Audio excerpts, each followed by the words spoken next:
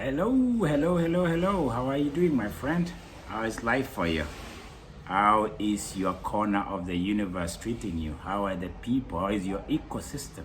How is your love triangle or, I don't know, partnership and all that doing?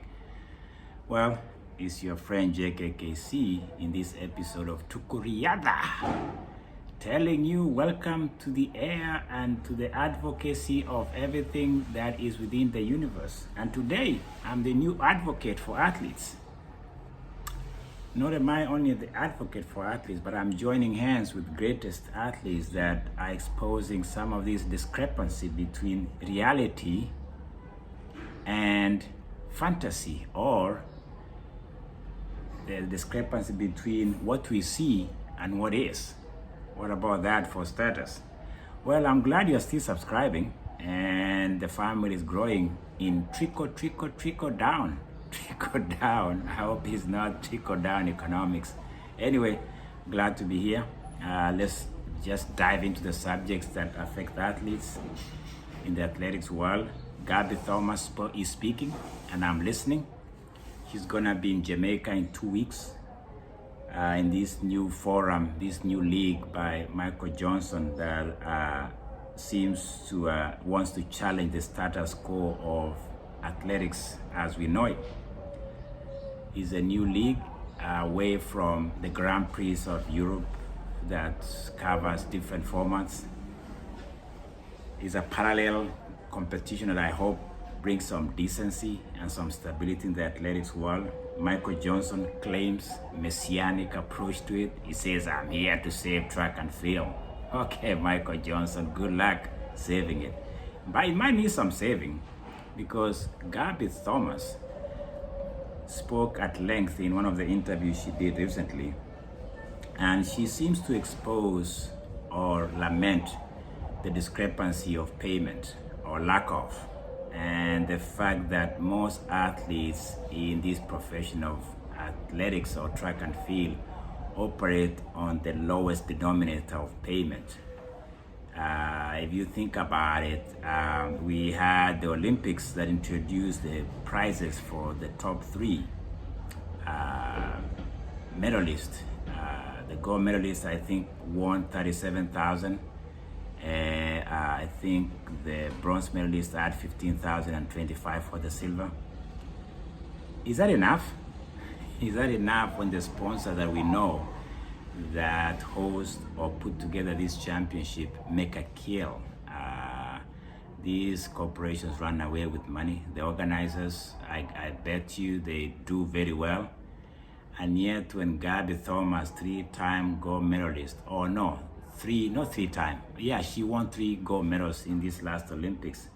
Cries at the top of her voice saying, the money they pay us is not enough and it's not sustainable. It can't meet the basic needs of an athlete. When you think about 37,000, let me just bring you a breakdown. Okay, let's be realistic.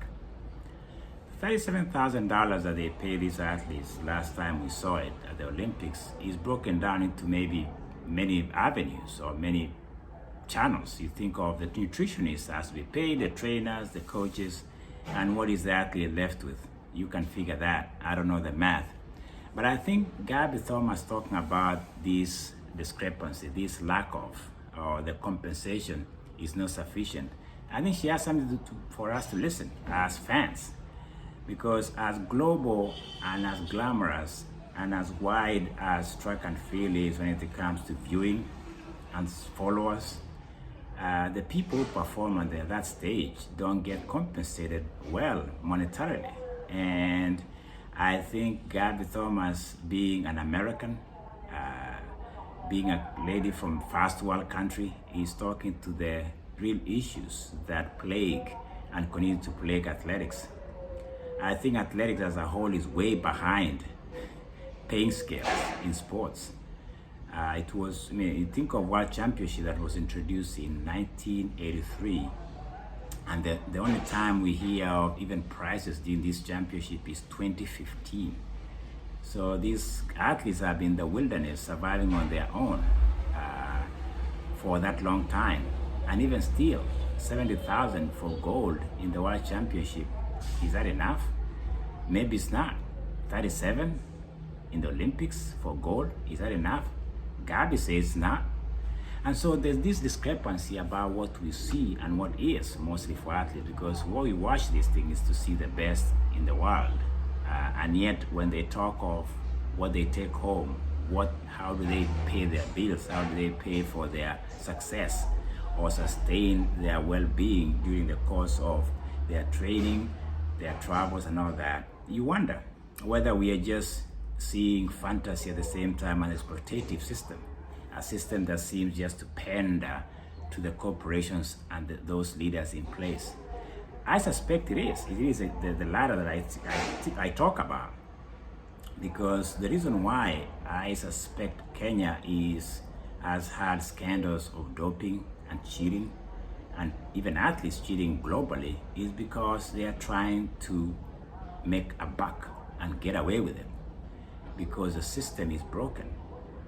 That's my advocacy. That's the way I look at it. That's my view. It could be debatable, but I think there's a point to be made here that the reason why some of these athletes, really, if you think about it, are in demise financially, is sometimes because there's no consistent, sustainable system that keeps them afloat. So we see them, yes, they take gold, yes, but what is gold got to do with food on the table, okay? So that's what Gabby Thomas is talking about. And so when we have Michael Johnson introducing this GST, this grand slam track in Jamaica, and then it's gonna move to Philadelphia and other cities, is starting in 3 weeks. Could it be a savior, as Michael Johnson claims? I don't know, because most of these organized events, you think about how much corporations have an input, and the question is, does it trickle down to the athletes? I mean, Michael Johnson is very upfront about what he has done in this new format of competition, whereby all the participants from the racers to the challengers are going to be paid. I saw the scale there. I saw the pacers or the challengers getting paid $2,000. On paper, that looks great until you look at the cost of living these days and you start to say, wow, $2,000. What? What about anything else? I don't know. The numbers look great to us, the viewers, but to the athletes, I got to tell you, they are barely making it. So I think for me, this advocacy I was exposing here today, this idea that I'm taking a new angle and speaking hopefully in the same echo chamber as Gabby Thomas, is not a far-fetched thought. I mean, if you think of how far we've come in, either seeing these athletes as professionals, it was amateur in the Olympics for a long time, and it still is when you think about the pay scale and the amount they take home for just participating and competing. And the only thing we see is the national anthem. And of course, some countries, like I heard of Singapore, that Singapore, for a gold medalist, they take home $1 million. They've only had one athlete take that $1 million home. So some countries are like, hey, if you bring us medal, we're gonna compensate you. Yes, it looks great upfront. $1 million, I think, is quite a good chunk of money in Singapore.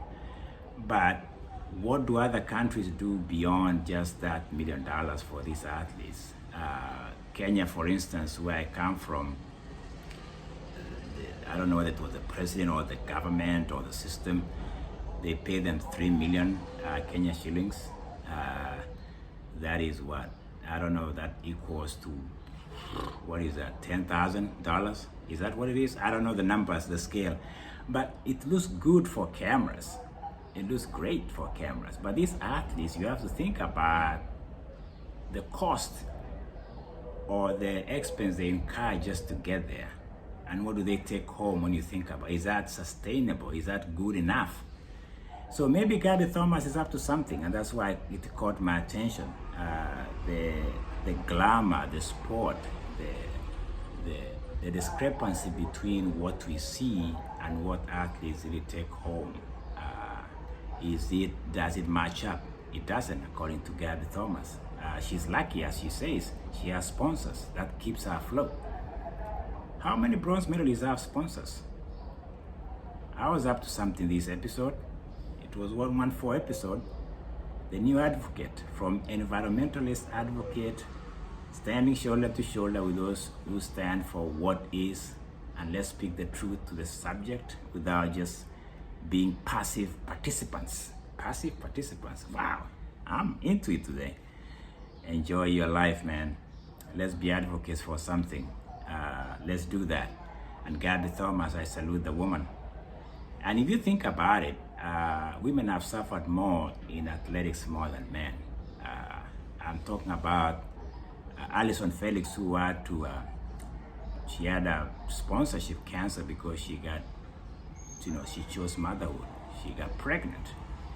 I remember of a lady, I forgot her name, who was running, I think she was 4 months pregnant, I don't know, but you could tell, she was running pregnant. And she's trying to make a living and still keeping her dignity as a mother. How do you balance that in this day and age whereby it's all about looking certain way? Allyson Felix, the greatest, the GOAT. Gabby Thomas still talking about being compensated financially. And women who have had to stand for something when the world seems to ignore them or push them aside because they've chosen to have dignity in sports. I stand with them every day. See you on the other side of the pillar, my friend. Stand for something or you fall for anything. I said it. Good night.